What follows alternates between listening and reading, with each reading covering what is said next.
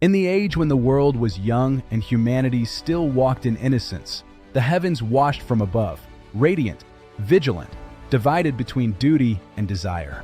For among the countless angels, there were 200 who gazed upon the earth with longing, not for power, but for experience, for sensation, for the mysteries of mortal life.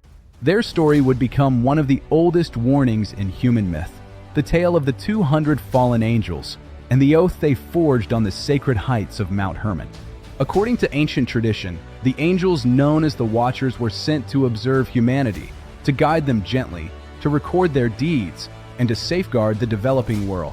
Yet the more they watched, the more the boundary between heaven and earth thinned. They saw human beings building families, creating art, struggling, dreaming, loving. And within the hearts of the Watchers, a forbidden curiosity took root. They began to wonder what it would be like to live as mortals, to shape the world with their own hands, to walk among those they admired. But such thoughts were forbidden, for angels were not meant to descend in flesh, nor to interfere with the fragile destiny of humankind. Still, the desire grew, spreading like fire from one watcher to another.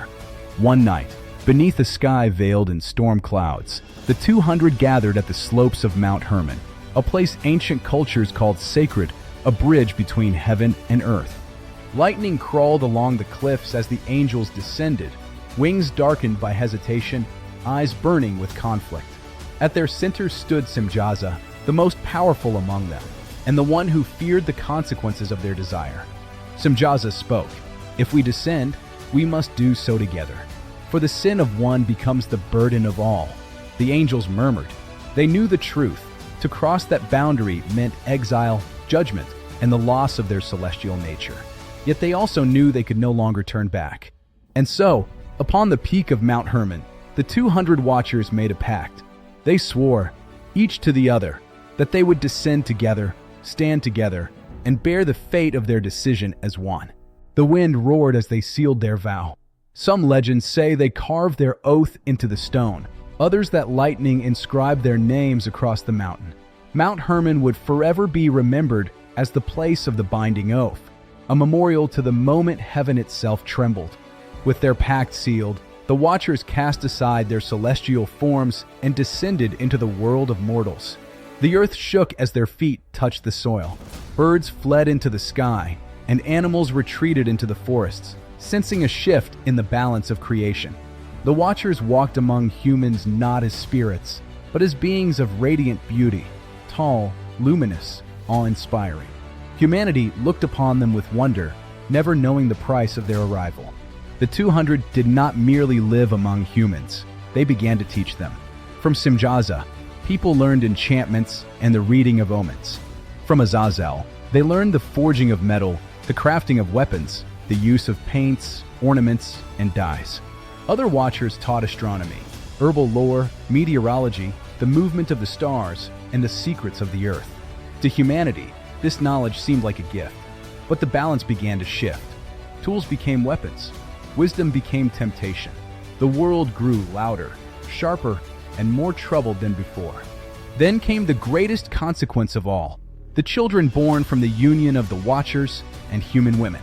Legends call them the Nephilim, giants of extraordinary strength, spirits of immense hunger, beings who walked the world like living storms. They disrupted the balance of the natural order, filling the earth with unrest, with violence, with shadows that stretched across nations. The cries of the world rose to the heavens, and the cosmic order could no longer ignore the chaos. The Watchers felt the air shift. They saw the skies darken. They knew judgment was coming. Some trembled with regret. Others tried to defend their choices. But all understood that the path they had chosen led to a fate from which they could not return.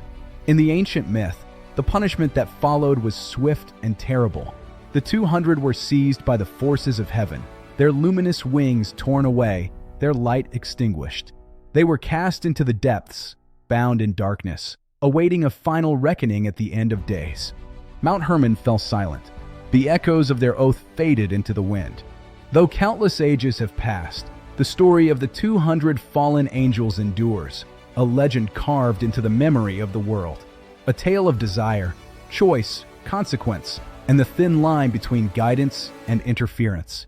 The Watchers sought to walk among humans and became a warning to all creation. Their pact on Mount Hermon remains a reminder that even celestial beings can be changed by longing, and that the highest light can fall the farthest.